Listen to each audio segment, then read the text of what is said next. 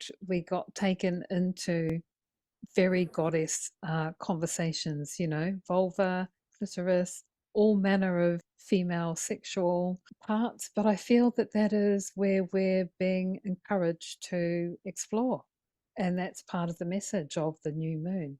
And it's so fitting that on the start of our journey down goddess archetypes, we start with such a in your face sort of archetype of Klytia. I love it. I think it sets the stage.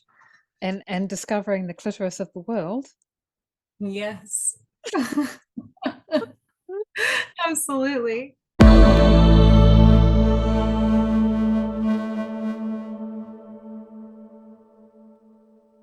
Hi, my name is Liyanne and welcome to Goddess Rising, the series where we will be taking a journey in exploring the goddess vibes for each new moon. And this is the very first one. I'm joined by Becky Duncan, who is a practicing astrologer. Welcome, Becky. How are you today? I'm fantastic. How are you doing, Lee? Good. I Good. just thought I'd give our whoever's watching just a little insight into how we got here. So Becky and I met through the Astrology Hub's inner circle, and we are a new kind of, I guess, female connection and friendship, you know, COVIDian era, where we've never met in person. We've only ever met online with another group of women where we share our astrology through music. And that's how we met. Being part of the Astrology Hub was born in me from a desire to learn astrology. And I am what I call myself an astrologist, which is an astrology artist and analyst. And I would say that my pet subject is spotting patterns. So when it comes to astrology, that's my main jam. Becky, what about you? What's your pet subject when it comes to astrology? Because it's so vast, right? You've got to hone in on a particular thing that you're going to dive deep with. What's yours? The study of astrology is just something that's captured me from a young age. So as I've deepened my astrological studies, I think I've really been drawn to the psychological aspect of it and how it informs our self-awareness and our self-knowing. That's some of the richness that I've personally gained through astrology. And I find that I'm most passionate about giving my clients the knowledge to deepen their own understanding of their own astrology, as opposed to relying on me. As much as I'd absolutely love them to come to return to me, I also want to give them some of tidbits of knowledge so that in their own time they can deepen their own understanding of their own chart. Thank you. I would say I have to 100% agree. And I'm hoping that this will encourage some people to explore astrology a bit more and the passion for this language of the stars that we both share. So, shall we get started? Yeah, let's do it. Awesome. Okay, I'm going to share my screen. This is our first exploration, and it's really appropriate that Becky is a Gemini rising because this is a Gemini new moon. And, you know, it's about the twins, and here we are, two of us doing this exploration of the goddess vibrations for this new moon coming. I just wanted to set the foundations for this series. It is a feminine focus, and it tips on its head the approach of the traditional planets, which there's a lot of masculine energy there. And we are going to be looking at the feminine focus first. But we're also going to be inclusive of the masculine energies. This is not about excluding feminine focus to the exclusion of the masculine. It's more about achieving balance. speaking of which, this is an additional offering for those of you that actually follow regular astrology forecasts. This is designed to be something you can tap into as your a dessert, I guess, for your main course of astrology. And I do have to point out that both Becky and I are beginners in these goddess, exploring these goddess vibes. And we're not putting ourselves forward as experts, we're putting ourselves forward as explorers of the goddess vibes and sharing that experience with you. Speaking of which, this is a conversation starter and we would really love to get your input. So if you're watching this on YouTube, pop, comments. If you've got some knowledge that would help or you feel is relevant, yes, please put it in there. If there is anything we mention during this episode, then we will pop links in the description for those of you who need to access that. We're going to be pitching this at the whole range of astrology fluency.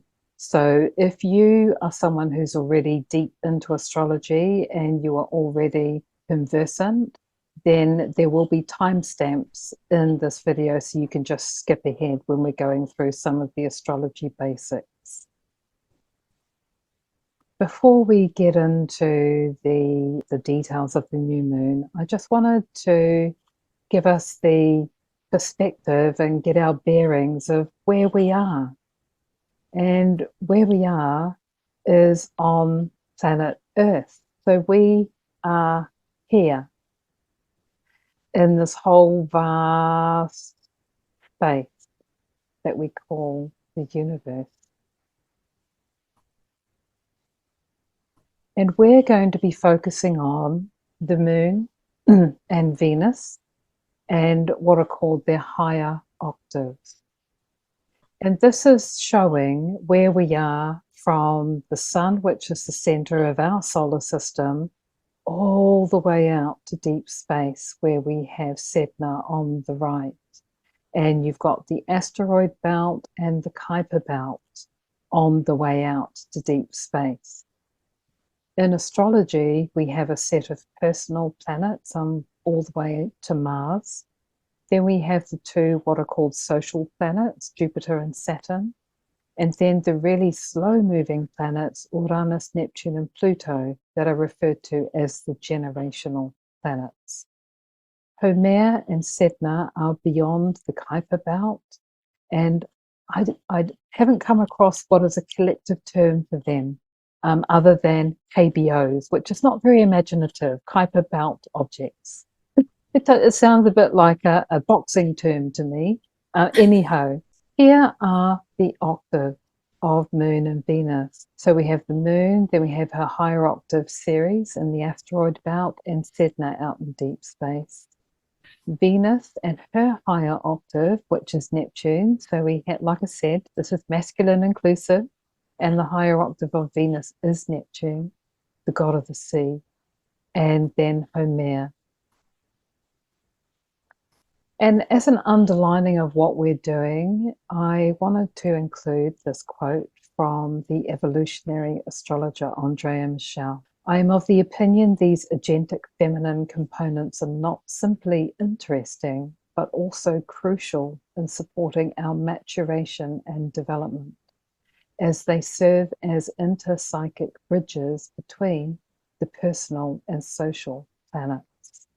Now, she's talking there about the standard set of asteroids that astrologers use, but I feel that what she has said here applies to all the feminine vibrations within the astrological canon. I just love that you found this quote from Andrea Michel. I mean, she speaks so beautifully to the feminine archetypes that aren't often highlighted and spoken about within astrology. So I agree. There's a number of usually female astrologers that bring forth the feminine. Heather Ensworth is another one that, yes. She regularly brings through the feminine archetype. So what we're going to do is we're going to start with the moon. And I've put alternative names for the moon here I'm in the South Pacific. So I've put the South Pacific names. Marama is Maori, Masina is Samoan, and Hina is also used in Maori, but also in Hawaii. And then Luna is also used as an alternative name for the moon, and that's more universal. Okay, so for the astrology newbies that are watching this, the workbook that this comes from is fantastic. I will put the full details in the description. And it is a book called Astrology for Yourself. And it is a workbook by Douglas Block and Demetra George. And it gives you a really simple, easy way to learn your own astrology.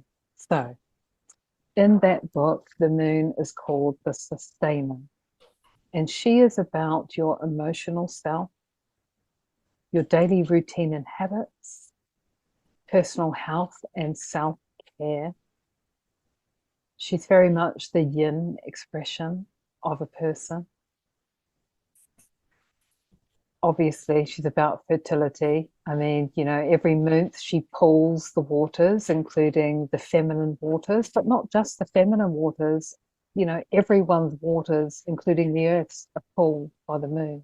And relevant for this theory, she's a conduit. She's the main conduit for the vibrations coming through to us from the planets and the asteroids. Reflecting on, the moon is a mirror. The moon does not generate her own light. She reflects the light from the sun, which makes her glow.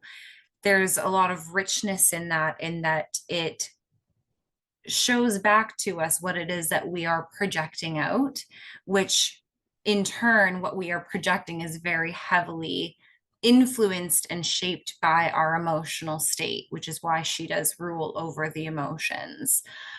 I like to give the visual of one of those old school film projectors, in that the film itself would be your sun.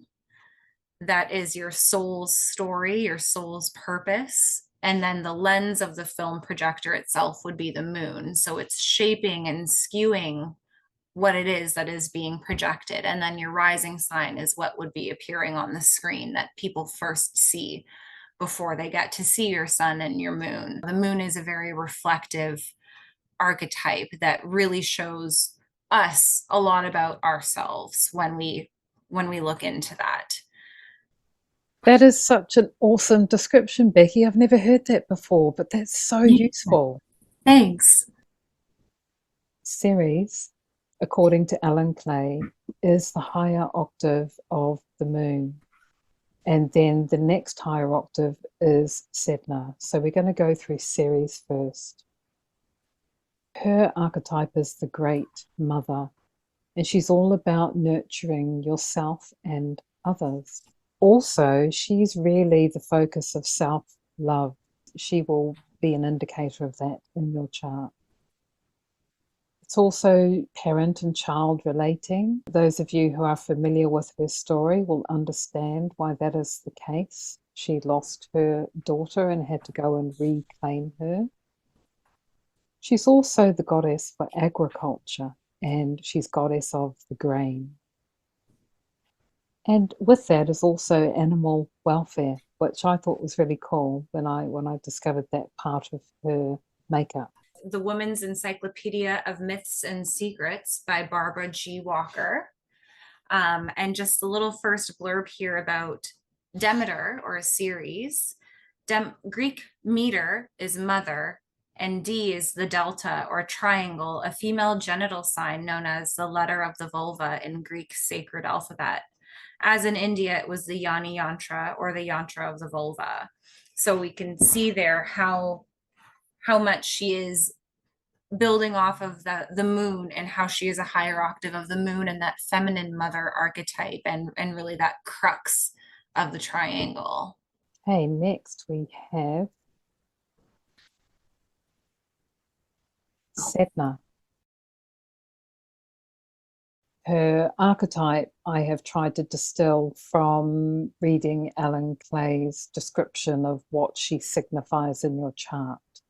And I couldn't go past the word transcendence through surrendering and really deeply letting go. That for me is what Sedna is about. Also about heart-centered universal consciousness, learning through crisis, which I just touched on, and also soul growth. She really is about soul growth. And we can see very much, I love the first point there, the surrender and a deep letting go. Yes, of course. And then we have Black Moon Lilith. So I have included Black Moon Lilith. She's not a higher octave. However, she is deeply connected to the moon. She's a point in the chart that speaks of, for me, the Ms. Independent within all of us, whether you're a man or a woman. And it's about personal power, resolving conflict, overcoming shame, and choice, whether you're going to go your own way or, put your lot in with the collective. And it's your choice. And that's where it comes back to the personal power. Gosh, I love Lilith. I feel like she's one of those points in the chart that often gets looped in, especially when you run your astrology chart. That's something that often a lot of these online chart generators will throw into your chart, but it's not often understood, or there's not necessarily a lot of context given as to what Lilith is about. I know for me personally, it took me a little while to actually understand the archetype of Lilith. And again, you see so many different iterations of her story. But her story really being the first wife of Adam and choosing to not live that life subjugated to her and forced upon her and going her own way. Autonomy is definitely one of those main keywords that I would think of when it comes to Lilith.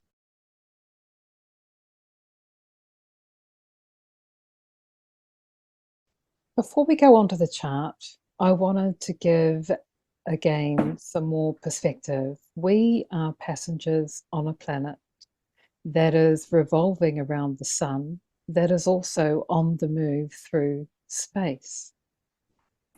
And they are having conversations. So they're connected to each other through geometry. So in astrology, these are called aspects, and aspects are what astrologers are usually looking at when they do a forecast. I love to think about this as a conversation and the planets talking to one another. So I've listed here the different aspects, and I've put here underneath that intense and light, and I've drawn a very thick line for intense and a light line for light, and that's the strength of the conversation.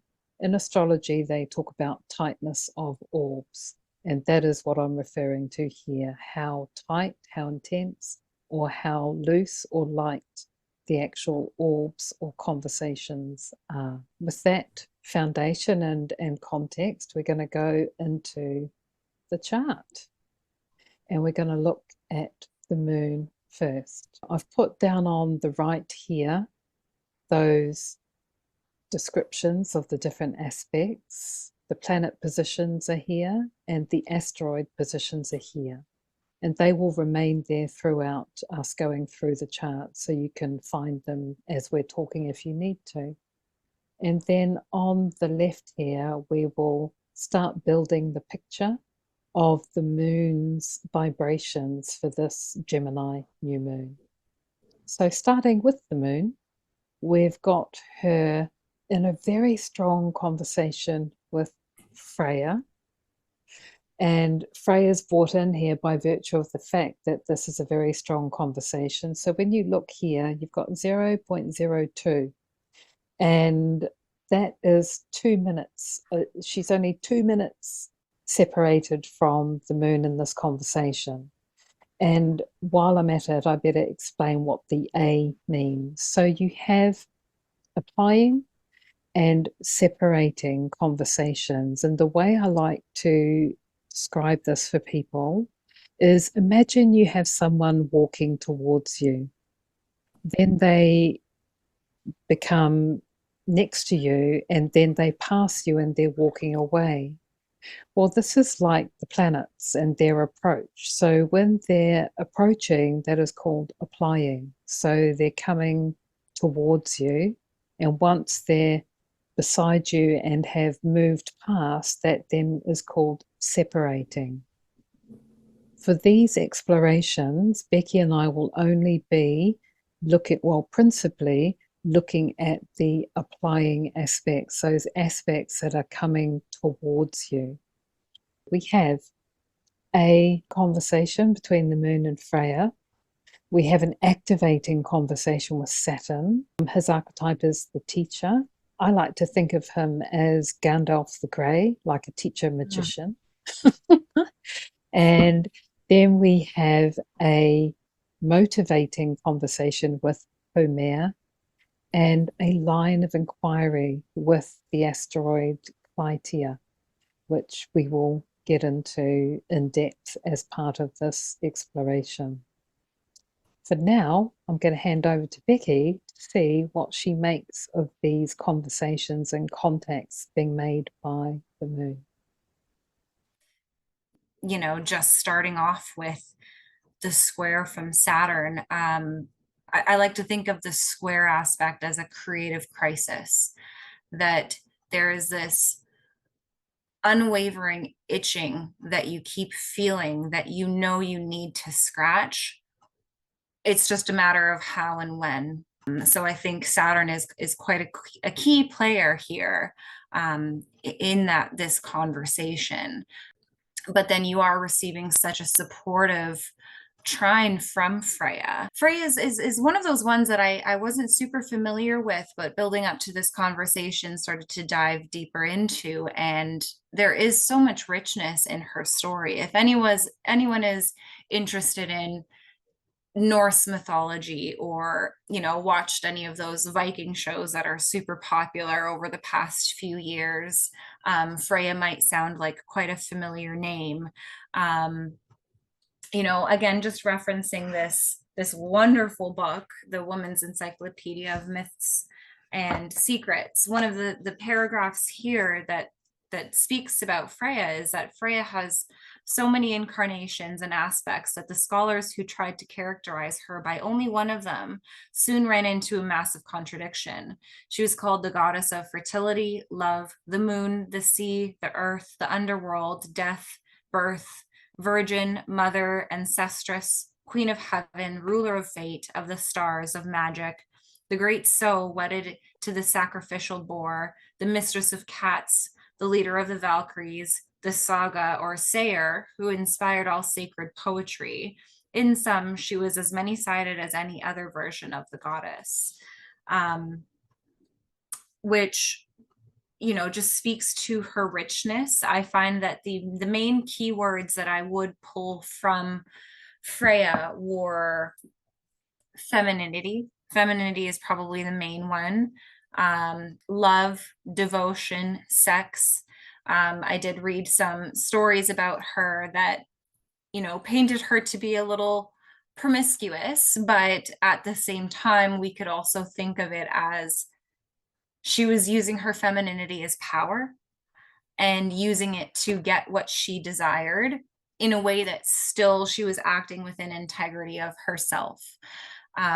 So bringing that into this chart, into this conversation with this new moon, which, to start off with, is very much, any new moon is a time of planting seeds, of planting intention, as we mentioned before, of recognizing what it is that we'd like to start manifesting and what it is that we need to release and let go of in order to manifest and bring in the new.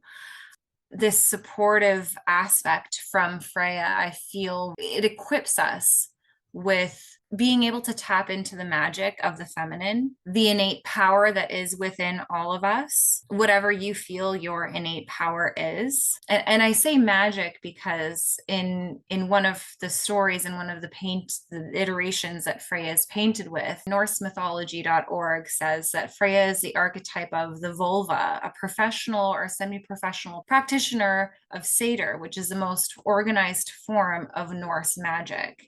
And Satyr is a pre-Christian North magic and practice of shamanism concerned with discerning the course of fate and working within its structure to bring about change, which was done by symbolically weaving new events into being. It reminds me of Lilith in a way, but not as volatile, where she, again, taps into her own feminine power to get what it is that she desires. One of the stories, again, that I found out about her was that she came across 4 dwarves that were crafting things, and they were crafting this necklace. And she was absolutely taken with this necklace and offered them a heap of money in order to purchase this necklace off them. But they actually decided that slaying with her would be more beneficial for them. And so she laid with 1 dwarf each night for 4 nights total and got the necklace. Depending who you are and what your backgrounds and beliefs and values are, you might see that as being a little on the edge, but at the same time, again, she used what she knew she could, and it didn't leave her feeling demoralized. It didn't leave her feeling used in any way. She got what she wanted at the end of the day. So hats off to Freya for that, to be honest. Bringing her archetype into this conversation, I think it really does give us a lot of support to be able to tap into our own innate abilities and our own innate gifts and find the magic in that for manifesting what it is that we want to manifest this new moon. We also very much have to mention Venus is sitting tightly conjunct this new moon as well. And that does, again, bring in to the conversation passion. What it is that we're wanting to manifest needs to come from a place of passion and desire. You know, looking at, again, Saturn and also Haumea as well. I mean, both of those archetypes really do give us the call. It's calling us. It's an invitation to, and it's a challenge also as well, the square from Saturn, to set the boundaries and really figure out the how of what it is that we are trying to attain and what we're trying to manifest into reality, as opposed to just being this intangible, ethereal idea or dream. It is very much, you know, how do we actually shape it? It's a new moon in Gemini. Gemini rules the hands. How do we actually shape it, inform it, and maneuver it to be what it is that we know it has the potential to be? Thanks, Becky. I'm going to jump in at this point. In the book I've got here, it says, if she had lived today, she might even be called the party girl of the gods. She wielded great power, the cedar, which Becky had mentioned, manipulating the prosperity, health, and desires of others. Among her many powers is the ability to shapeshift into the form of a falcon. So what I also wanted to touch on, and it was interesting you talked about finding new ways, I think was what you said, Becky, and the fact that she's in Aquarius. Aquarius is all about innovation and social change. I believe there's a message there, and that's very strong contact with Freya in Aquarius from the moon. Then we've got Haumea. Haumea, for those of you who are not familiar with her, she is a creator goddess of the South Pacific, principally Hawaii. She's, depending on which version of the myth that you read, she is the mother of the fire goddess Pele, or she is the mother face of the goddess Pele, or actually it's the other way around. The goddess Pele is the maiden face of Haumea. So Haumea is pretty much, we will get into it in the Venus section, you know, she is like a Gaia figure, a Mother Earth figure. So, all right, let's move on. Ceres. Here I saved the biquintile, which, if you remember, is like an imaginative or talent line that goes from the moon to the nurturing mother, and then is in a beneficial aspect to Saturn.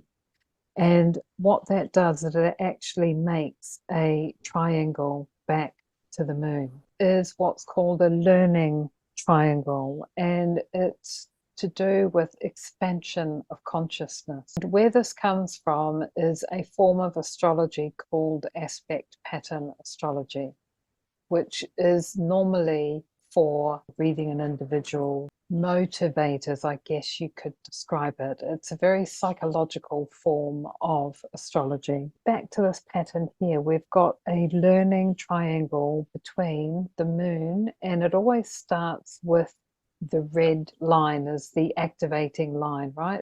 From Saturn to the moon, right? Saturn speaking to the moon, activating the moon, who's then putting their, you know, feelers out to both Klytia and Ceres, because you really can't take Klytia and Ceres separately because they are joined here, and then flowing back to Saturn. So this is like, okay, again, if you think of the dinner conversation, Saturn is motivating the moon, Sun, and Venus to ask Klytia and Ceres an imaginative question.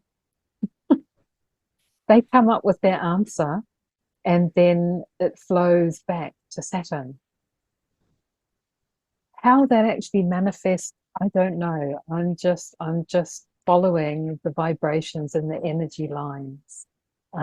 So yes, that's what I notice the most about Ceres layer of these vibrations for the new moon.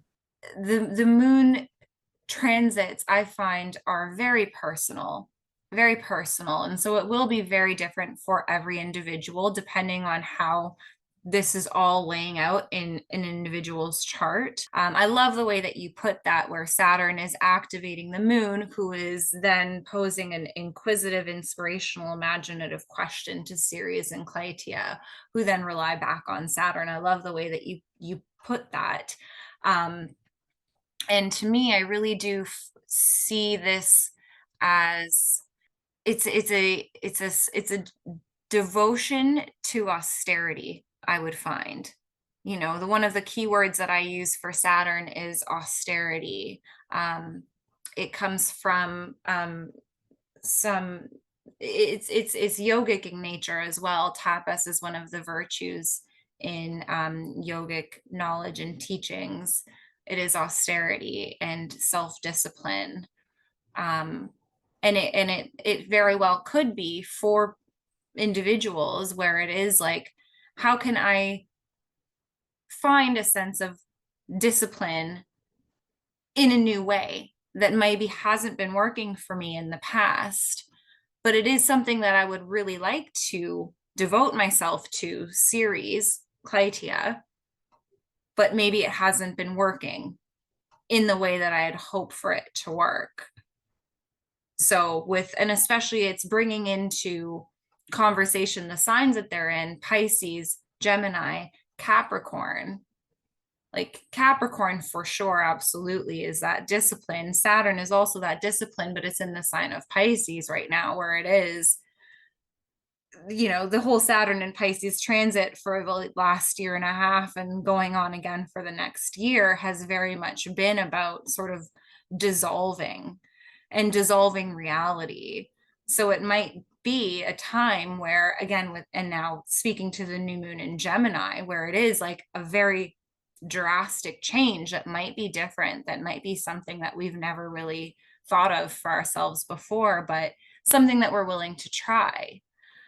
Gemini is very adaptable and is very open to learning new things. Gemini is never one to stand on its soapbox and devote itself to one single idea, because once Gemini learns a new piece of knowledge, it's very much willing to subscribe to that new information and new belief. So it could very much be a different way of going about finding a sense of discipline for ourselves. I love how you've put that, and you've just reminded me of what Heather Ainsworth said about Saturn and Pisces, about it being where science and spirit meet.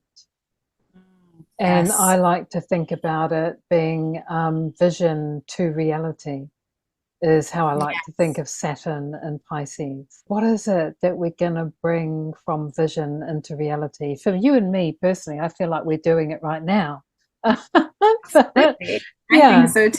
Yeah, I think what we're doing qualifies in this learning triangle. And what did we say? We're actually learning as we're going and doing this exploration. The next octave, Sedna. Oh, Sedna. This is a long running influence because Sedna is, like I said, she's way out in deep space. She is in contact with slower moving planets, so Saturn, one of the social planets, and Neptune. And actually, just touching on the previous conversation in the Ceres section, Saturn is in discipleship. So, discipline, people always hear the word discipline and it sounds like a bad word or, a hard thing. But actual fact, I love the way that Amanda Walsh from the Astrology Hub talks about discipline. And she hones in on the word disciple and it being discipleship, which is how I love to think about it. You're becoming a disciple of science meeting spirit, maybe, disciple of joy, which is what I've chosen for this year. Yes, it's about you being a disciple. We've got the connection from Sedna to Neptune, which is watery, and Sedna is all about, she became a goddess of the ocean, right? And then you've got the connection to Pluto. And she went really, really deep into the ocean. So I find it intriguing that, we've got these flowing aspects between Sedna, Neptune, Pluto. And then this is a separating aspect, which is why I've got it as a dashed line, but it's very strong. They've only just crossed paths. When I talked about approaching and leaving, they've only just crossed paths. And this line of inquiry out to Haumea, who is, like I said, a earth goddess vibration. So is this imagining a new way of water for the earth? I'm wondering.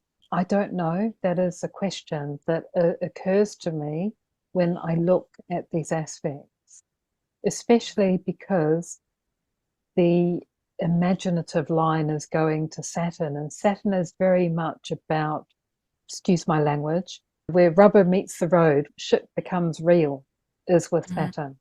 So this is, like I say, it really makes me think of water and the way we see and use water, and a question about that for Earth as a whole, with Haumea being the Earth goddess. That's my read on these aspects. Yeah, and I love that you're bringing water into the conversation as well, because there's so many ways that we can look at water and some of the mundane things that have been happening around water and the ocean ever since Saturn entered Pisces has just been absolutely fascinating. Sometimes tragic, sometimes disruptive, but also just like it's, I've heard quite a few times now when listening to the astrology podcast with Chris Brennan, with any sort of conversation that he has with any of the astrologers that he brings on there, of like, it's astrology good, quote unquote, where the actual situation is Good, not not good, good. but it's like astrology good. It's like, oh my God, that lines up so perfectly. So it's astrology good in that sense. But yeah, bringing Haumea into it as well. Again, Haumea is one of those ones that I did not know a heap about, but once I learned about her, I absolutely become fascinated with her archetype. And one of the richest things that I found and pulled from my learnings about her is how she creates the space, in so many of her stories and what she'd gone through, things that happened with her husband going missing and trying to find her husband. She casts a spell, but the way that she casts a spell is to first create the space and create the boundaries of the east west, the north south, the southeast to northwest, and vice versa. And she's creating this incubator, this like, this solid space. And I think that it's speaking very much to, the conversation that's going on with Saturn here as well, who is very much also about boundaries. So it very well could be there's something around boundaries and creating the setting, creating the space, creating the environment for a new ritual, and being ritualistic about it as well, doing so with such a profound and precise intention when creating this new environment. Wow, that's deep. And I can't help but bring in now the crystallography process that I have been following for, gosh, probably about 18 months now. For those of you who are unfamiliar with what I'm talking about, Veda Austin, she has extended Masaru Emoto, I think I've got his name right, work with water, where you freeze the water, and she calls them water conversations. And I've been having conversations with water, like I say, for about 18 months or more now. And it really is magical in terms of like what you were just saying there, Becky, like a ritual. It is a reverence for, it's not just a drink, right? Mm-hmm. I mean, we are 99% water by molecular count. That's what Veda says, and I actually went and found the whole breakdown of how that is the case, the whole scientific structure, molecular structure, because I thought, Yeah. well, if I'm going to repeat this, I want to actually see the formula that makes it so, and it is so. We are 99% water. This reverence for water is not only reverence for that substance or living intelligence that we are surrounded by, even in the air. We just can't see it in the air, but we're surrounded by it, we're made of it. So I feel that this may be a shift in perspective and how we see water and interact with it and co-create with it, discovering ways to co-create. There's information that's stored in water. There's memories that are stored in water. And I very much feel like the moon as well, the moon having to be ruled over the tides. The moon is very much about memory. It's about emotional memory. Like moon ruling over the sign of Cancer. Cancers, I find, are one of those people that are like storytellers, that are so very well able to, and I know you with your Cancer moon as well, are able to just very much, you have this emotional memory that you can convey that in such an exact and articulate way, and you're able to bring the emotion from that past story into the present when you do share that information as well.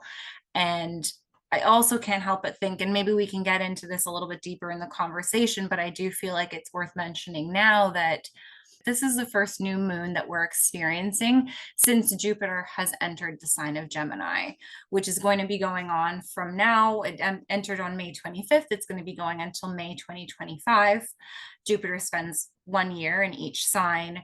And one of the things that I found about Jupiter and Gemini, and as a Gemini rising, as I'm very excited for this transit going through my first house, but Jupiter is all about philosophy and making of meaning. And Gemini is, gets that bad rap for being a little bit more shallow and surface level and flaky.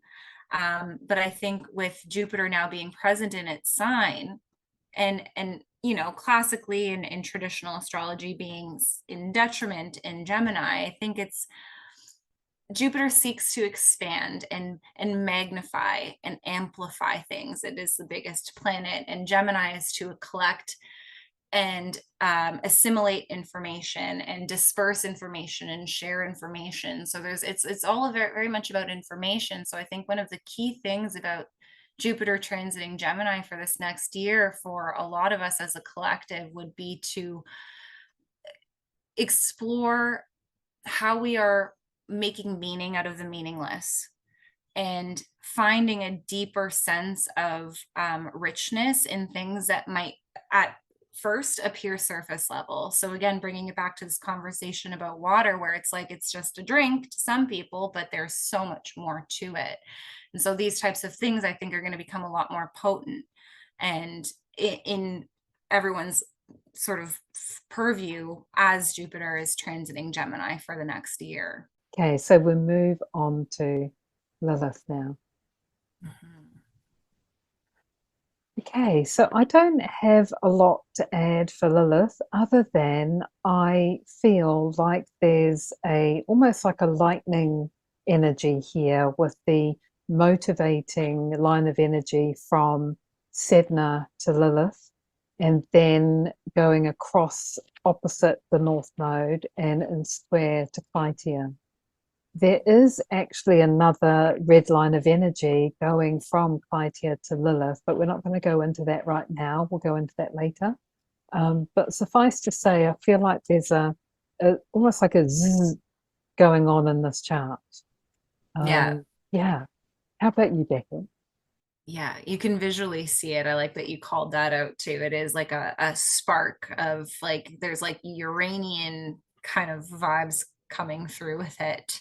When it comes to Lilith, there's that separating trine to the new moon, but also the opposition to the North Node as well. And just some keywords for the North Node is the head of the dragon, our future soul's calling, the path that we are being driven towards in this reincarnation, in this lifetime. And I feel like the flavor that Lilith is adding to this conversation is an energizing energy. It's an energizing flavor of revolution that Black Moon Lilith is bringing in, because again, Black Moon Lilith is radical, is non-conforming. She carves her own path and in an unapologetic way, and encourages us to rebel against the ideals and do what is true to us. And in opposition with the North Node as well, it might feel like it's far reaching, it's out of our grasp, but at the same time, I always think of the opposition aspect as it's two sides of the same coin.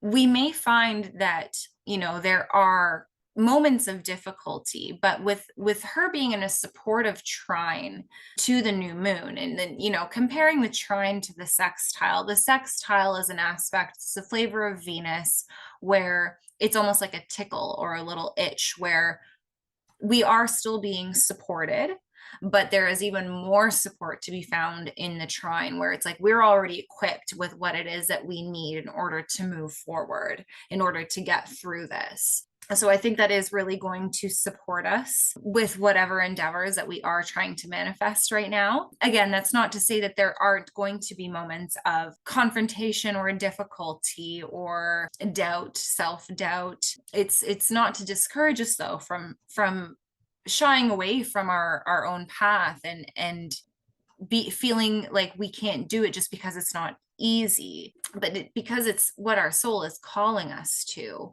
It is going to have its hurdles, and we very may well be confronted with shadow, with, you know, Black Moon Lilith being shadow. But it really is within the process of embracing the shadow and learning to sit with the shadow that we are able to find some sense of true unity, of true coherence with the whole picture, with our soul, and to be able to step into what it is that we are trying to embrace. Again, Adonis is not one of those archetypes that I was super familiar with until I was called to look further into him. The keywords for Adonis and his myth would be passion, love, jealousy, death, and rebirth. Which sort of align with Black Moon Lilith in certain ways. You know, I won't go through the whole story, but Cole's Notes version of it is that he was the son of a king and the king's daughter. There was a whole fiasco with Aphrodite getting involved because she felt wronged by the king, and out of this resolution from Aphrodite came Adonis. Throughout the myth, there is a lot of jealousy and possessiveness, but also, again, love and devotion within this story. It's the finer tunes of adoration and devotion and charm, because Adonis was such a charming persona that whomever encountered him would become absolutely taken with him. And in conjunction with Black Moon Lilith in this chart, it is adding to the trine that we were just speaking about to this new moon. And it does add a layer of passion and desire to the themes of this new moon. And I think that is really going to actually be super beneficial for us, because it is going to fuel our appetite to attain whatever it is that we are trying to manifest. The one thing that we might have to watch out for that I noted here was that there might be, again, because of the conflicts between Aphrodite and Persephone throughout his story, there might be feelings of comparison and jealousy that come up for us. We may fall into traps of comparison or yearning after something that we see someone has that we want, but we feel like some sort of resentment or like, why can't we have that type feeling? But it is, I think it's very important for us to not let ourselves get distracted by the comparison game, which is very easy for all of us to fall into. But I think it is something that we have to really focus in on to see the beauty of it, because anytime that we compare ourselves or yearn after something that someone else has, I think it's because we have those within ourselves. We just haven't allowed it to actualize yet. So it's just that process of allowing ourselves to actualize that we actually need to go through and sit with. Well, that story of Adonis is actually a really good segue into our Venus segment of this. This is just the whole chart. So that's what we built up to with all the center in their original colors. And now we're going to move on to Venus. And Venus is also known as Aphrodite. And here in Aotearoa, New Zealand, Venus is known as Kopo and has two different names for when she's the morning or the evening star. Goddess of love and beauty, what we value and is of value, is a great way that I heard this archetype described, because that covers so many things. What we find attractive, how we relate to other people, especially one-to-one and our primary intimate relationships, artistic interest, and aesthetic. I mean, when I think of Venus, I just I think of the signs of Taurus and Libra and their similarities, but also their differences. Taurus being the feminine side and Libra being the masculine side. There is, I think, just a richness and a beauty and a deepening that we can obtain when looking at Venus, in that she's not just the receiving feminine, she is also the type that goes after what she wants. You know, you think of the myth of the golden apple. Eris threw in the golden apple to stir the pot between Pallas and Aphrodite and Hera to determine who was the most beautiful, and she was cunning enough to win, which is surprising against Pallas as well. So I do think it kind of pulls in some non-classical masculine flavor to Venus that we don't often consider and think about. But there is very much that masculine outburst, that masculine trying to attain that Venus does have, but she does it in a feminine way. I love that you brought that in, because that again speaks to this whole polarity. And effectively, all of us have that masculine, feminine within us, even the goddess of love. Okay, so Venus's higher octave is Neptune, and he's also known as Poseidon. And in the South Pacific here, he's actually the supreme creator god, the god of the sea, Tangaroa or Tangaloa, which I guess makes sense because the Pacific is pretty much all water, right? It's the biggest body of water on Earth. So, of course, the god of the sea is going to be our supreme creator god. Back to Neptune and Poseidon.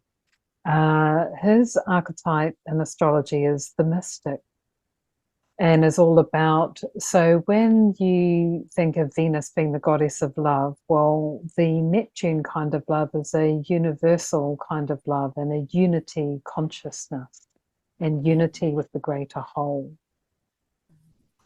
It's also about intuition, telepathy, and psychic ability, very much of, you know, the unseen realm, dreams and vision, and the healing arts and the arts generally. So whereas Venus was about artistic, expression or interest, Neptune is much more about the arts. Poseidon is such an interesting archetype, especially thinking of him from a Greek mythology perspective. You kind of look at the three brothers that rule over the different realms, with Hades ruling the underworld, Zeus ruling the heavens, and Poseidon ruling the seas. Poseidon was one of those that got pardon my language, but got away with a lot of shit, I think. You know, whereas if Hades tried to pull any stunts, Zeus was right on him. Whereas Poseidon, I feel like, got away with a lot of stuff. And Neptune being the modern ruler over Pisces, I feel like Pisces can have the same sort of deal where, you know, there is a similar to Gemini, to be honest. There is a similar, because I'm a Pisces sun as well, so I very much am familiar with Pisces, and there is a certain flakiness, hard to graspness about Pisces. It's like trying to hold a fish in your hand. You can't do it. That we just get away with it. Or as they say, trying to nail jelly to a wall. Exactly. So there is that that fleeting sense when it comes to Neptune and Pisces, that again ties very much back into this ethereal realm that Neptune and Poseidon rules over. That is, again, you can bring it back to the simplistic elemental form of any sort of body of water. There's so many iterations of water, whether it be water in a still cup where it's just contained and you know, finite, and you know what it's doing, but then you also look at a flowing stream or a river where it's rushing, but it's still on a contained path, and then you bring it into the ocean where it is the ruler of everything, and you cannot win with the ocean. Like, it will win over you. So it's very multifaceted, very multi-layered. So I think Neptune is one of those archetypes that deserves that nuanced understanding and openness when trying to kind of nail down its archetypes.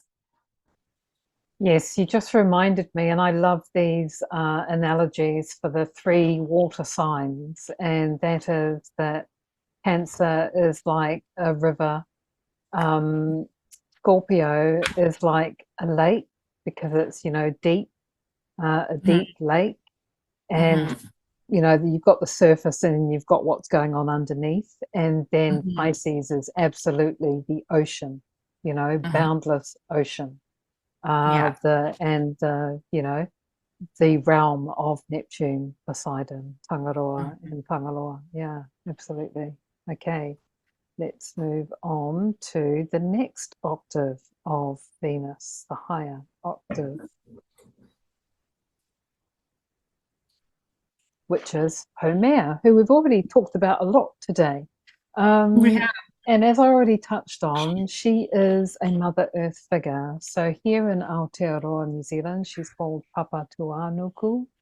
In South America and around those ways, Pachamama, and then Gaia, which a lot of people are familiar with. So Haumea is definitely within this archetype, very strongly so. The myth, one of the stories of her is that she has a magic stick called the Makale. And I know Pam Gregory, the astrologer, talks about the Makale, and I'm saying it again on purpose because it's pronounced Makale. And the easiest way to remember that is the lei, L-E-I, is like the lei of flowers, like the garland of flowers, the flower necklace. So Makale. So it's a magic stick where she can produce food with this magic stick, right? And it's like bountiful, very verdant, full of, fecundness, if there is such a word, just very fertile. So here we go. The regenerator, according to Alan Clay, this is her main, this is not what he called her, this is what I'm calling her, because her main thrust is regeneration. And also interconnectedness. So in my father's culture, which is Samoan, there is a concept called leva. Leva is the space in between that is active space, that is relational space that connects us all. So when I think of interconnectedness, I think of leva. And this again, going back to Veda Austin's work, I feel that a lot of what you get in the water is capturing what is being held in this space. And I guess a lot of people think of it like the ether. And leva is not a unique concept to only Samoa. There's also wa in Japanese, wa in Maori. So it is a universal concept, and that's what I think of when I think of interconnectedness. All of the space that is between us that actually not separating us, it's connecting us. Living in the now, being at one with nature, and obviously because regenerator, the renewal process, our bodies are always renewing themselves. We're continually in a renewal process, as is the earth, as is all of life. Yeah, I mean, I love the archetype of Haumea. I mean, I spoke quite a bit about her earlier. The thing that makes me think of she reminds me of Ceres in a way, where she very much is involved with earth and agriculture and sustenance and providing things that nurture. Now we've got the Venus, because we covered an awful lot with the moon. This is now all the Venus and her higher octave aspect, which thankfully is not as complex as the moon's picture. So we're going to take it all in one go. So a lot of the aspects from Venus we pretty much covered with the moon, so I'm not going to go over that again. And what I'm going to focus in on is Neptune and Haumea. And what strikes me here is we have Neptune, Haumea linked by a quincunx, like I said, that line of inquiry. And actually, if you follow the red line coming from Pluto, right? Pluto to Haumea, motivating, asking Haumea to ask Neptune a question, and then flows back to Pluto, which feels very appropriate that those are the constituents in this conversation. Right? Very much so. So you've got Lord of the Underworld motivating, Mother Earth type to ask the god of the sea something, and then it comes back to the underworld. Yeah. What and how that manifests, again, I've just got a question. I don't have an answer.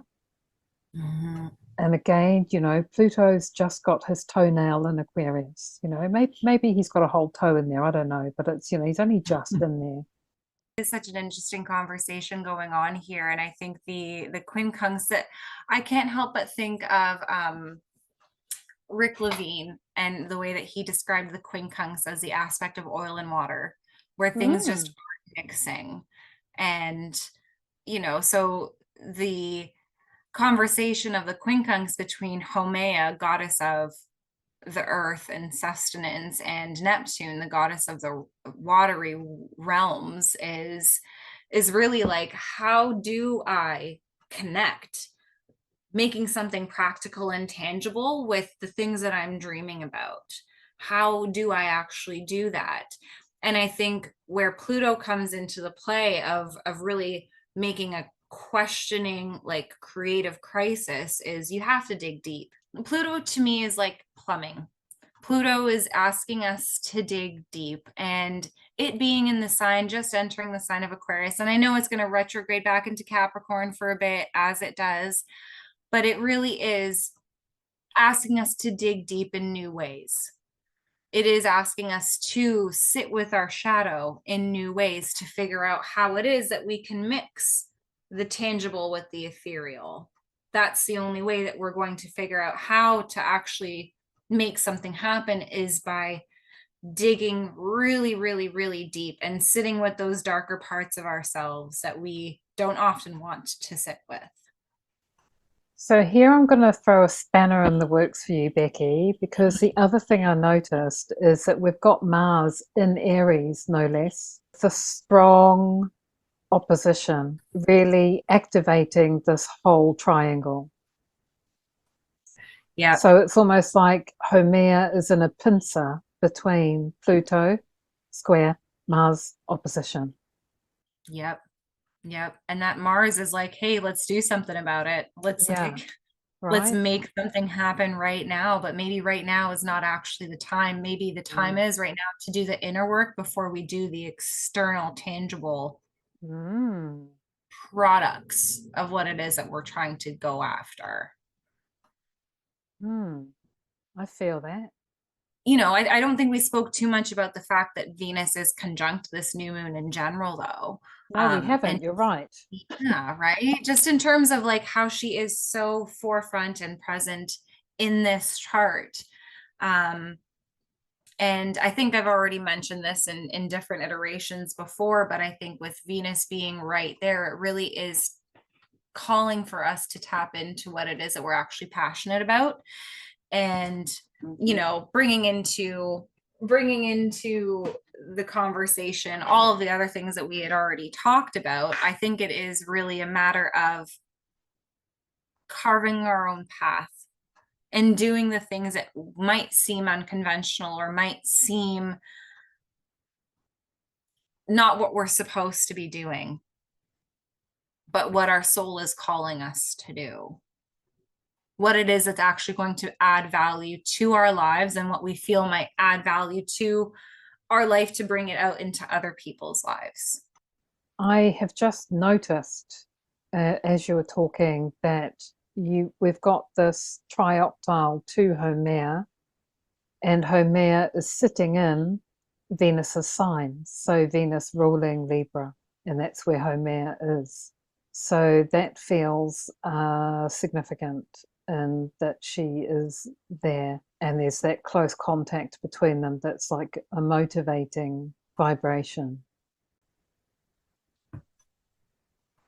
Okay, just a couple more things here. This is something that I became aware of, and that is that the actual place that Venus is going to join the sun, so she becomes exactly conjunct or joined with the sun, and that's called a cazimi. So she's in the heart of the sun, and she's not only joined by latitude, but also longitude. So this is a observation from, again, Andrea Michel about this significant event. And again, I feel that we are engaged in part of that new seeding in this endeavor that we're currently in right now. And the next thing that I wanted to touch on, and that I didn't feel that we could ignore, is that we have what is commonly known as a finger of God, or a yod, or, and this is the name I love for it, the finger of Gaia, which is the name that one of my other astrologer friends has given this pattern. And it feels like this name for this pattern is so appropriate because who's at the point of this finger? Haumea, which I just said is an earth goddess. And you can look at this as the point, so the two green lines going to the point, and that's where the energies get, or that's the focal point for the energies.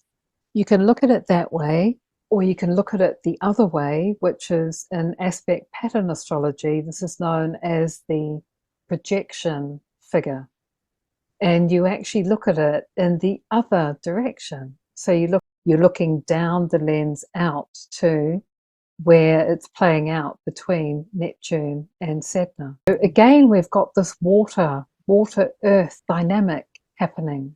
Also, Mars is like a whole line, red line running through the middle. So if I had this colored red, this to me would look almost like a dart, or going in the other direction like a laser beam.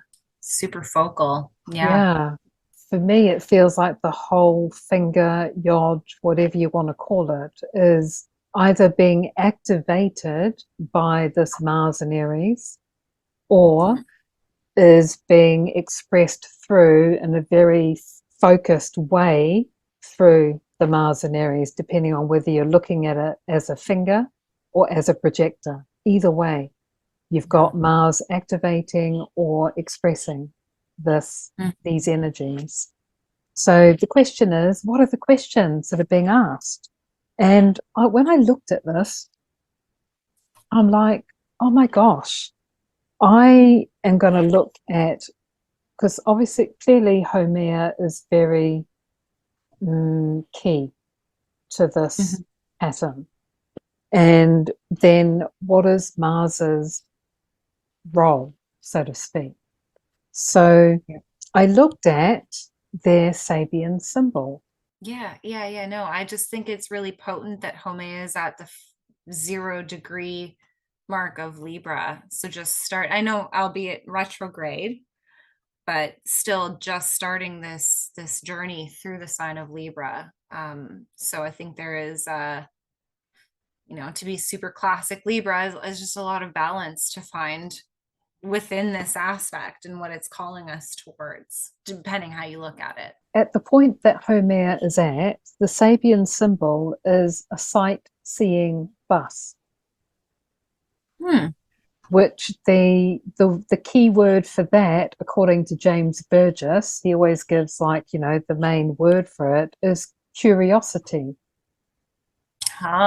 I So love that. what did I say about the quincunxes? It's a line of inquiry. It's Mhm. curiosity. Gemini is curiosity, like super underlining this questioning, and I guess also having a beginner's mind and being open and asking questions with, the full and being open to receive the answers, not just be asking questions, but being open to what the answers might be that come back. And Mhm. then I looked at Mars, and Mars is at 28 and change, right, of Mhm. Aries. So he's getting right near what we know as the anaretic degree, the real, Mhm. where all of the juice, like a balsamic, vinegar, all of the juice of Aries is in that last degree. And the byline for this, according to the original Sapien, is the music of the spheres. The music of the spheres is very, very, very central to the work that I do. Absolutely. That It's the Becky, reason why we even crossed paths to begin with. right, right. So, for those of you that aren't aware, the music of the spheres is a piece of work done by the ancient Greek polymath and mathematician and philosopher Pythagoras, where he invented the musical intervals based on his observation of the spacing of the spheres, which is actually the planet. And what I do so you've noticed that, I'm into patterns and spotting patterns in this geometry that's in the middle of the chart. Well, what I do is I actually create what I call light songs from the geometry of the chart. So the next slide is an example of what I do, and I've created a light song for this new moon, which I will share at the very end of this presentation as a 3-minute visual meditation. That's how we're going to finish our session together here today. But this is like just a taster of that light song. So these are all the vibratory lines between the planets and points that we've been talking about for this new moon, drawn in their zodiacal colors and in the shape of a light wave. And this is a visual representation of the light that we can't see. We're light vibrating in a universe of light vibrating. And this is a visual representation of the new moon's light. And what I'm going to be doing is running a exploration of goddess lights for people in the middle of this month, and I'll leave more information about that tacked on to the end of this video.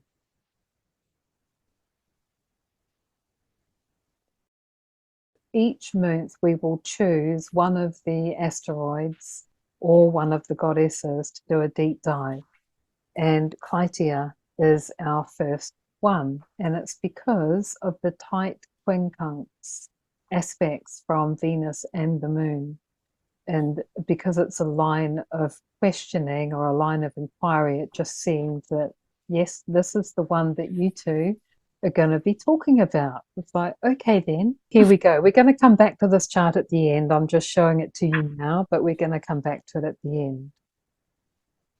So first we're going to talk about the discovery of Klytia, the asteroid. So she is in the asteroid belt between Mars and Jupiter. Her number is 73. She was discovered on the 7th of April, 1862 by Horace Tuttle.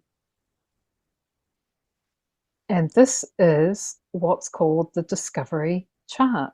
So with asteroids, and again, this is back to Andrea Michel, she calls these elucidation charts. So you look at when a planet or asteroid or object was discovered, and that it effectively becomes that energy's birth chart. So this is the birth chart of Klytia. And again, we'll come back to it, or we're going to go into it. But first, we're going to do a little journey down the road of discovery of what is Klytia, or who is Klytia, and what's her story.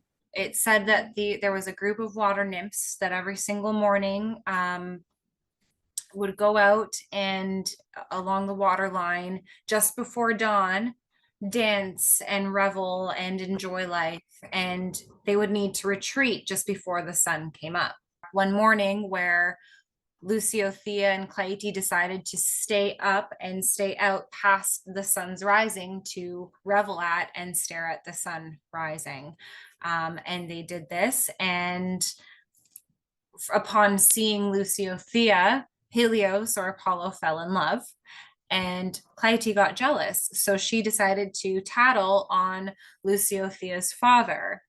And as a result, Luciothea was punished. I believe she might have been killed as well. And Clytie decided to continue to stay out past the time that she was supposed to retreat, to see that now that Luciothea is out of the picture, see if Helios, Apollo, would then take her on and fall in love with her. And because that Helios knew what she did, he was repulsed by her even more. And so it was said that she just went into this period of despair. And this is also why she became known and synonymous with sunflowers, because sunflowers are supposed to face the direction of the sun at all times. And that's what she does. She faces and adores the sun every single morning. So Orcamus actually buried Leucothea alive. So not only was she punished, she was killed by being buried alive, which is pretty severe. And Clytie then, and it says here that Clytie actually was a lover of Helios. And for the purposes of the astrology, we're using Apollo because there's no asteroid called Helios, which I was very surprised about. There's only one called Apollo. And then also the sunflower or the heliotrope. So the heliotrope also follows the sun. So there's a number of flowers that follow the sun. So she's associated with the heliotrope and in some versions the sunflower. So I've got both flowers up here as her association. Yeah, like most myths, it's pretty, it's always lots of dysfunction and tragedy and messed upness. Always. It's one thing that gets me about Greek mythology. I love it and I hate it. Right, yeah, yeah. Tragic, yeah. It's tragic, yeah. Yes. Okay, so here are like a distillation of what might this mean in terms of astrology. So I've listed here unreciprocated love, romantic related depression, which I think a lot of us can relate to. Most people who have ever been in love will relate to this romantic related depression. Yeah. It's about who you adore most, where you feel rejected by the person you love most, and on the real shadow side, how you get revenge on people you're jealous of. The one word that I pulled from Klytia was resentment. It was just the fact that she went to such grand, extreme measures to get what it is that she wanted in love, out of this pure resentment for Luciothea of, he chose you, not me. Yeah, the extreme of, lying on a rock for 9 days and starving herself to death effectively. I mean, that is extreme. Extreme. Yeah. Yeah. I mean, yes, I've had romantic related depression, but yes, not to that extreme. No. Okay, so I guess we can't ignore the fact that this sounds like clitoris. And in fact, yes, there is a connection to clitoris. And this is from the fantastic book that Becky actually has, this Woman's Encyclopedia of Myths and Secrets. And I've highlighted here some relevant parts from the pages that are about clitoris. And I thought this was a very good point being made here about the primary female sex organ is not the vagina, it's the clitoris. And that is because the clitoris is what is the principal primary female pleasure zone, just like the penis is for a man. So those should be the two things that have equal footing, not the penis and the vagina. I guess the urethra would be the equivalent for the vagina, but we don't talk about the urethra being the man's sex organ. Yeah. Yeah. And then the next part is this horrific practice where girls who learned to pleasure themselves were regarded as medical problems of being afflicted. This I found really shocking that the last recorded clitoridectomy, gosh, try to get my mouth around that word, was performed as recently as 1948, which is within my parents' lifetime, which I find really quite shocking, although female circumcision is still practiced in some parts of the world. My shock was that this was so recent for the United States, which is not usually a country we associate with female circumcision. I just mirror your sentiments that I was as well shocked to see that how recent that was within the past 70, 80 years that this was still going on. Grateful that this does not happen anymore, but it's just such a stark highlight of how insidious the patriarchy was streamed throughout our society, and just again grateful that we're stepping away from that and coming into a greater awareness and enlightenment about the toxicity of that. Yes, and I would also like to acknowledge that, men as women that are bringing that enlightenment into the world. Yeah, absolutely. And then there is this passage about, this really, really amused that the omphalos, which is known as the navel of the world, is probably more likely to be the clitoris of the world. And I even went and grabbed a picture of the one that is the main one. And I know you definitely want to add something in here, Becky. Oh yeah, I mean, I'm as a Saturn lover, and knowing that the omphalos was supposedly the rock that he had regurgitated when he was eating all of his children to prevent one of his children from overthrowing him. Sneakily enough, he was fed a rock as opposed to being fed Zeus. This was supposed to be the rock that he had regurgitated and then followed the rest of his children. I didn't realize that's what the omphalos was supposed to rip, because I know the story about him being given a rock instead of a child to eat to trick him so that he wouldn't eat any more children. But I didn't realize that this was the, oh my gosh. Okay, sorry. This is the rock that saved Zeus, basically. So Zeus got saved by a clitoris. My clitoris. Once again, women come in, save the world. Oh, I love it. Okay. Anything else you want to say on this? Maybe I'll just read the first paragraph from the book. Transliteration of Latin umbilicus, the navel or the hub of the world, center of the goddess's body, source of all things. So even here it's acknowledging that it's the source of the goddess's body.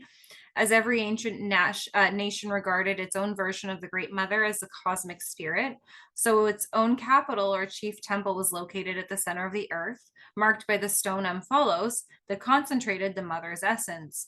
Hebrews called it the Bethel, or a dwelling place of the deity. As a male god incarnate in the king, this deity was always located at the goddess's middle because he was her child. So it's really just highlighting like the chicken and egg concept, right? Where it's like, what came first? But I love that this is like rethinking this as it's not a navel, it's a clitoris.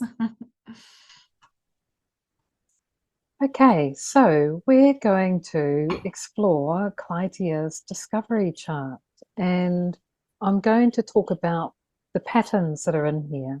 So the first thing that I found really intriguing is Apollo, or Helios, is at 0, 0, 0, Aries. Wow. Do you know how uncommon that is? 0, 0, 0, Aries. And for those of you who are new to astrology, or still early in your explorations, this is known as the underlined world point. Mhm. And it's where the whole zodiac wheel gets initiated and kicked off. Mhm. So he's at a really, and he's the sun. Yeah. I mean, this is Klytia's discovery chart. I mean, what? It's so rare to see something at 0, 0, 0 degrees of any sign. So that is super significant. And then even still talking about the sun, the fact that it's at 17 and change of Aries, like a degree and a half away from its exaltation point in Aries, it just even further signifies how important and highlighted the solar archetype is in her chart. Clytia in her own chart is down here, hanging out with Pallas. Mm. So who is Pallas to Apollo or Helios? Well, because Apollo is a son of Zeus and Athena Pallas is the daughter of Zeus, that they would be siblings to some degree.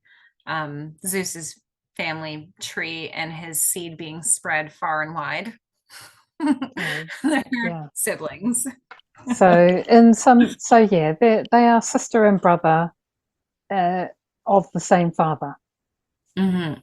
And then, so we've got, like I said, Clytia and Pallas down here, and they're both retrograde, which means they appear to be going backwards, which has a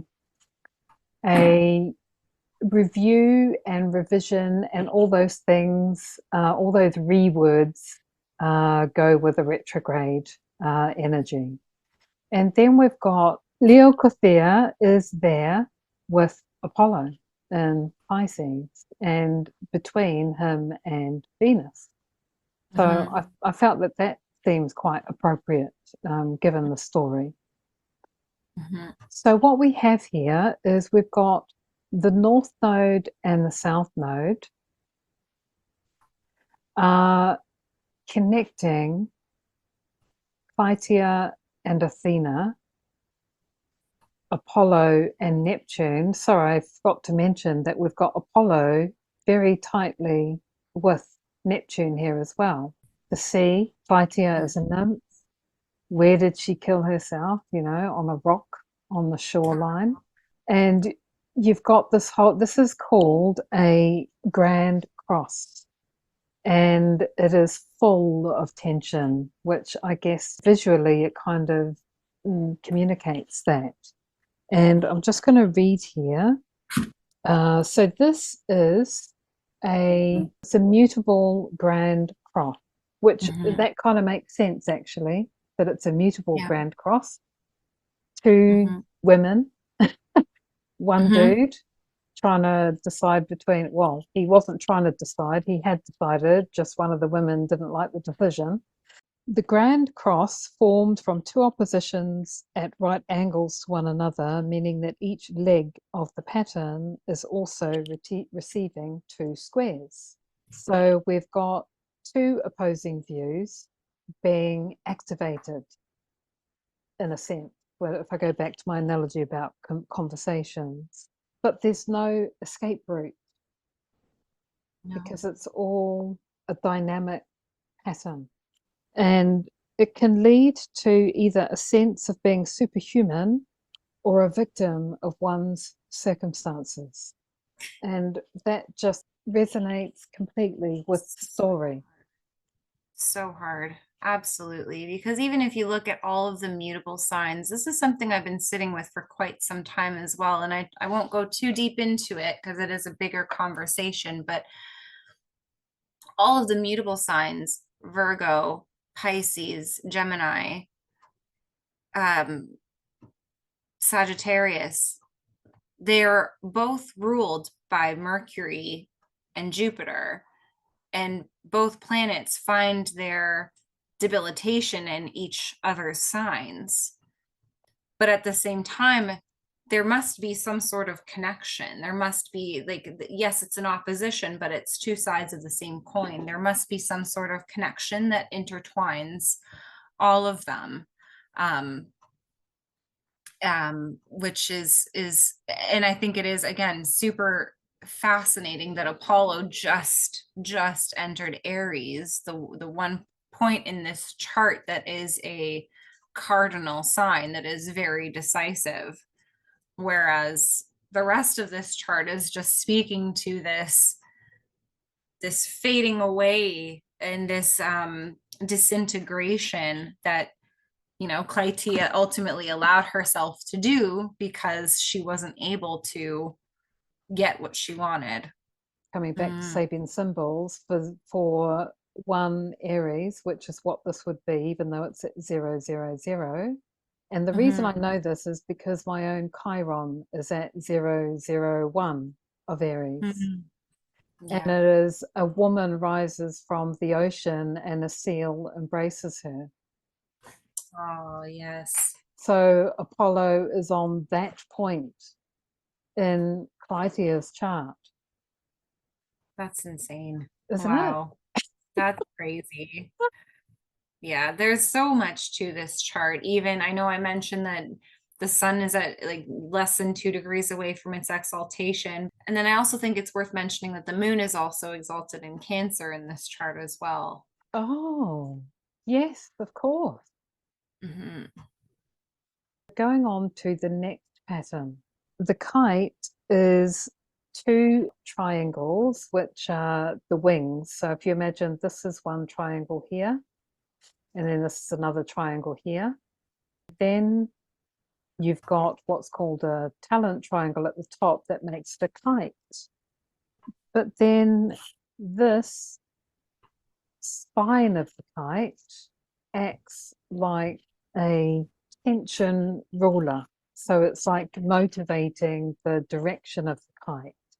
And the kite is flying towards, or, you know, the direction of the kite is the point, which is Apollo and Neptune. And what I find interesting is that at the base of this kite is not Klytia, it's Pallas. Yeah. So I'm wondering, what is Athena's part in the story that we don't know about?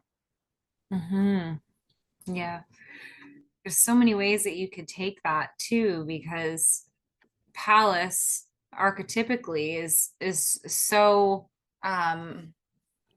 detached, right? And love and romance is on the bottom of her priority list, if it makes a list at all. So it is quite interesting that they are so tightly conjunct to one another that, you know, it just raises the question that, like, is this was Klytia meant to learn from Pallas in a sense? I mean, I don't know about you, it just makes me really curious. What was Athena's role in this? Did she discourage Apollo from being with Clytia and encouraging Leucothea, or the other way round? Or was she, or it could be, as you said, maybe she was trying to guide Clytia unsuccessfully? Unsuccessfully. Yeah. Maybe Clytia took the influence of Pallas with being a warrior goddess and really went after what it is that she wants in such a brash way. Mm. Um, and then perhaps maybe the influence of Pallas over Klytia made her Klytia seem unappealing to Apollo, that she wasn't necessarily this robust feminine source that he was attracted to, because Pallas is again so opposed to any sort of romantical aspects at all, that maybe her influence on Klytia made Klytia that much more unappealing to Apollo. Who knows? Or who knows? Maybe they were friends. Yeah, maybe they were just friends. Yeah. It's really interesting though.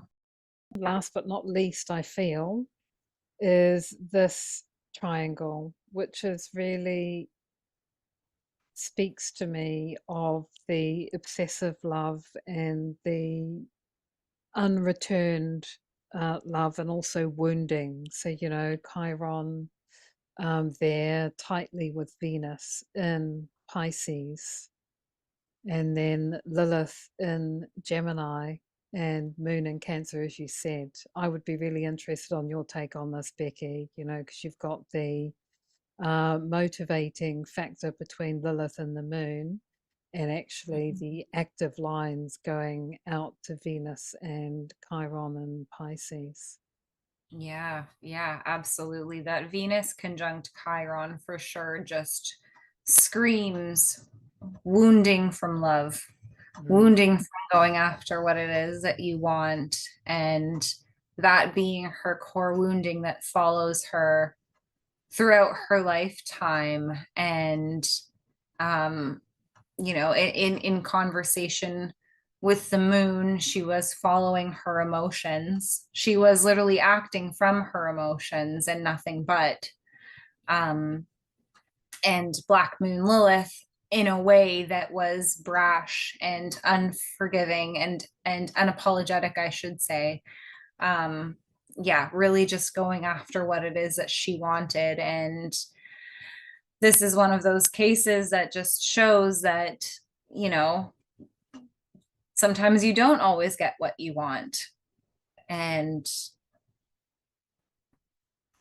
at the end of the day, perhaps that was her purpose, though, was to teach us this lesson through her story. Oh, interesting. Yeah. As in, you don't have to self sacrifice to this level when love is not returned to you. Yeah, exactly. Exactly. That sometimes we can get very skewed by our emotions, and that Venus Chiron wounding that motivated her Mm. led her down a path that ultimately did not get her what she wanted. And that it is important to remember to reflect and to contemplate Moon in Cancer, and to take a step back sometimes to really assess the situation and look at it through a different lens. Mm. So much to ponder on that. I'm going to move on to all the patterns together. This isn't her whole chart, it's just all the patterns that we just went through. And now we're going to circle back to the new moon pattern for Klytia. And having just gone down the route of our discovery of what this asteroid is all about, now we look at her contacts in the new moon chart. What is it that you see? The quincunx, it being such a direct quincunx conversation, it really is that, again, coming back to the fact that it's an oil and water type of aspect, that it would be of benefit to us that in this process of new moon manifesting, new moon intentions of following our passions and going after what it is that we want, that we aren't doing so in a way that we are self-sacrificing, and that we are giving up parts of ourselves out of futile resentment. Nicely put. Again, I'm looking at the pattern. It kind of looks like a hat that's being balanced on a stick to me. Yes. So with a couple of ribbons, right? Saturn and Yeah. Neptune ribbons. Little tassels. Yeah. And then taking it in what you've just said, Becky. And I feel that we bring Ceres in, that Ceres, the nurturer, is there with Klytia. So it's almost like nurturing yourself and instead of sacrificing yourself. And that there is that support from the depths and the visions of what you could, something different, a different vision, a different dream for the future offered by Saturn and Neptune. It feels like, and I don't know why, but it just feels like this is an opportunity to break a pattern.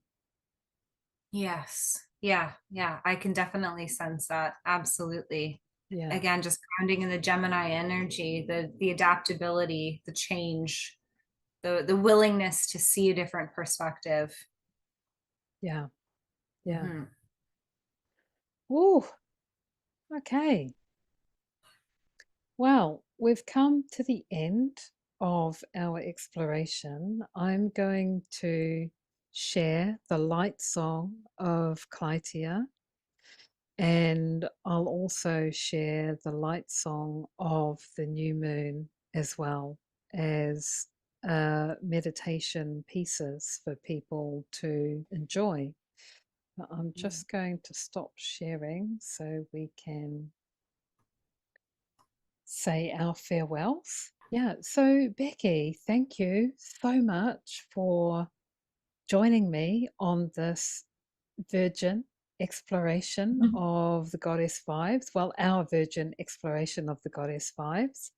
And I am still very much amused that we got taken into very goddess conversations, you know, vulva, clitoris, all manner of, you know, female sexual parts. But I feel that that is where we're being encouraged to explore, in fact. And that's part of the message of the new moon. And it's so fitting that on the start of our journey down goddess archetypes, we start with such a in your face sort of archetype of Klytia. I love it. I think it sets the stage. And discovering the clitoris of the world. Yes. Absolutely. Can people contact you if they wanted to get a reading with you? Oh yeah, absolutely. Absolutely. I there were some changes to the website platform that I was using recently. So the best way to get in contact with me is you can email me to reach out for a reading. You can contact me on Instagram as well. I'm on Instagram at bdunks, BDUNCKS. And then also bdunks@gmail.com. But my Instagram, you can reach out to me on Instagram through a private message or through email. I'm always happy to connect. Even if you just have a question and don't necessarily want a reading, I'm always happy to connect. That's excellent. Thank you, Becky. And for me, if you want to do work with me, as I said, I will be running a 3-week exploration starting in the middle of the month, which I'll leave details of at the end. But for now, that's it for our first goddess exploration. Thank you so much, Becky. Oh, thank you so much for having me, Liyanne. I really appreciate the opportunity. You're so welcome. Thank you. Bye, everyone. If you've enjoyed this exploration of Klytia, who knew we were going to go there? If you've enjoyed this exploration and are keen to be in space with me live on Zoom, it's once a week, each Friday from the 21st of June for 3 weeks. It entails getting together once a week for 3 weeks to explore the light songs, the stories, and also actual music as part of the experience and getting to know the goddess vibration within of each person that is attending. How? Well, I create a light song from your birth chart, a goddess vibration light song. You get to choose whether you have a goddess that you resonate with. Let me know, and I will look at creating the light song for that goddess and her position in your birth vibrations. Or you can choose to have the moon, Venus, or one of their higher octaves for the light song. If you want to know more about the light song and how it's created, I have a video that is a making of using Frida Kahlo's sun vibration as the subject and example. I'll leave a link to that video in the description for this video. If you can't make one of the weeks, that's fine, because I will be recording each session and sharing it with those who were not able to make it live. If this sounds like something you would like to do to get to know the goddess light within you, my email address will be at the end of this presentation. It's also in the video description. The investment is $222 US, and for that you get obviously to come together with others for 3 weeks, and also you get your very own light song, either as a mandala, a moving one like the one for Klytia and the new moon that's in this video, but obviously one for your own goddess vibration, or you can choose to have it as a still image that is high quality enough for you to be able to print it and display it. It's really up to you how you like to commune with your own light song vibrations. If that sounds like something you'd be interested in, I'd love to hear from you. Drop me an email and we'll take it from there. Look forward to working with you if you decide it's a yes.